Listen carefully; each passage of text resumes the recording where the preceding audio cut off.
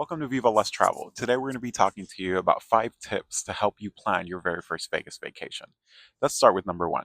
The first one is flights. Now, you're going to have a ton of options to fly out over to Las Vegas, but there's a few tips that I'd like to give you when you're looking for the flight that is going to be the most convenient for you and the most budget friendly. Now, the very first one that I want to talk about is going to be Allegiant Air. Now, Allegiant Air does operate out of Las Vegas, and they have a ton of hubs throughout the United States and beyond. This is a budget airline, but they do have direct flights to Las Vegas. So if you're looking for something that's a budget airline and that's going to get you to Vegas pretty quickly, I would take a look at Allegiant Air. Now, there's a few things to consider with Allegiant Air. And the first thing is, again, like I said, it is a budget airline. So you're going to see that the very first fee that appears on the screen won't be the fee that you pay at the very end. You will get charged extra for selecting your seat depending on where you want to sit on the plane, if you're going to take a carry on bag, or if you're going to do a check bag. So, all those things should be considered when you see that initial fee that looks amazing. Another thing to know is I would say that maybe add about $40 to $50 on top of that fee that you see on there for going and coming. Now, the next thing with Allegiant Air is that they sometimes only offer certain times that you can fly out in. In the area I live in, you can only fly out, I believe, in the morning and then really, really late at night. So, but if all these things seem perfect for you and you're able to accommodate to what this airline has, I believe it's a great budget friendly airline to get to Las Vegas quickly too. Once you're on that plane, your next stop is the wonderful city of Las Vegas. Now, if you don't want to go through maybe such a budget airline like that, I would take a look directly at some of the other airlines like United, American, and Southwest. These might not be direct, but depending on where you live, they might be. And sometimes they have some pretty good deals. A quick tip for looking for airfare and cheap airfare is to check out Google Flights.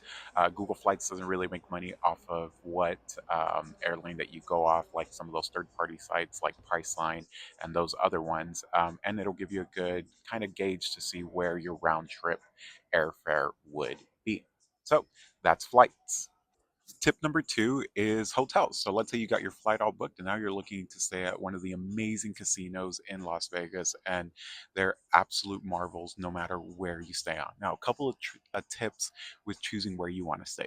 The first thing that I would suggest is figure out where do you want to stay. Do you want to stay on the strip? Do you want to stay off the strip? Or do you want to stay on Fremont Street downtown? First, pick the area that you would really like to explore and note that these hotels, they might look like they're very close to each other, but they're a decent walk away from each other. Now, that being said, let's say you want to stay on the strip. On the strip, most of them are divided between two major companies. That's MGM and Caesars Entertainment. I would look directly on either one of these two sites to book your hotel. When you're booking your flight, there might be something that says there, do a combo trip and book your hotel now. I would honestly encourage you to check out these websites first because you can go directly on and book through them. And a lot of the times, you're going to get a lot cheaper rates for the evening with that.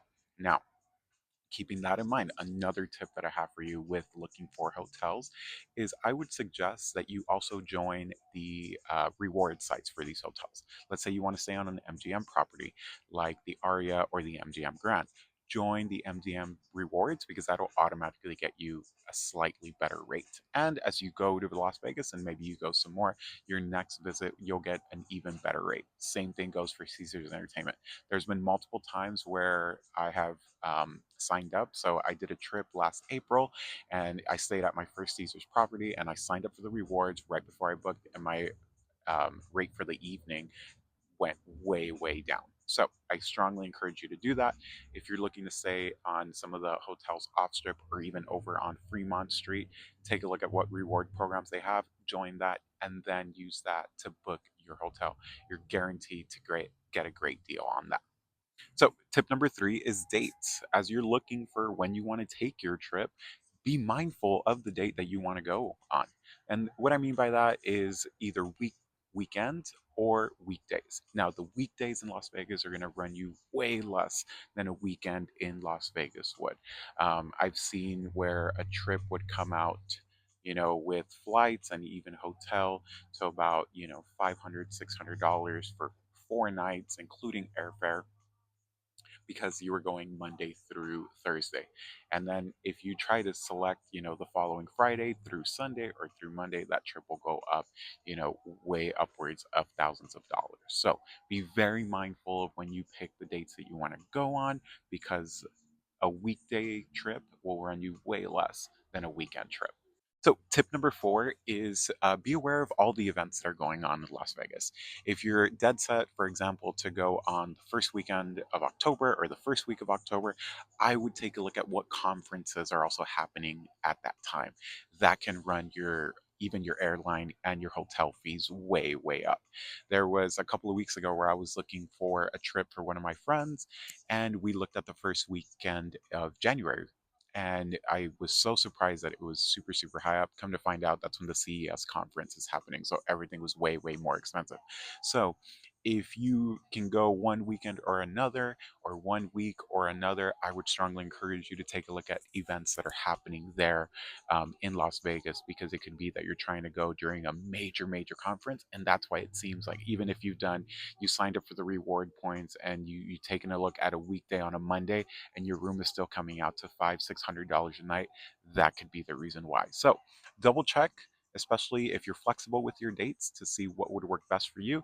And also, it might work for a less crowded Vegas if you're not going to any of these events. All right. And tip number five is planning. Let's say you got everything down. You got your hotel, you got your flights, you know what dates you're going on, you know that there's not going to be any events, so on and so forth. Now, the next thing that I would strongly encourage you to do is plan your trip. And what I mean by that is give yourself some type of rough itinerary, especially if you want to go to some shows while you're there. It's great to go to Vegas and just say, oh, we're just going to vibe it and see what we do. But there's a couple of things while you're there. Number one is going to be walking from hotel, casino to casino. That's going to take a lot of time. You're probably going to be, partaking in some other things as well and exploring and taking a look at all the marvels that are there. And time can get away from you. So if you really want to go to a show, one of the Cirque du Soleil shows or a magic show or a comedy show, strongly encourage you to don't delay once you're there in Las Vegas. Do that before, and that way you're locked in to where you're going to go, and you can plan your trip around that. Same thing, if you're going for a concert or a major event and this is your first time going, make sure that you've bought all of those tickets beforehand, and any other extra shows that you want to do, buy those beforehand also.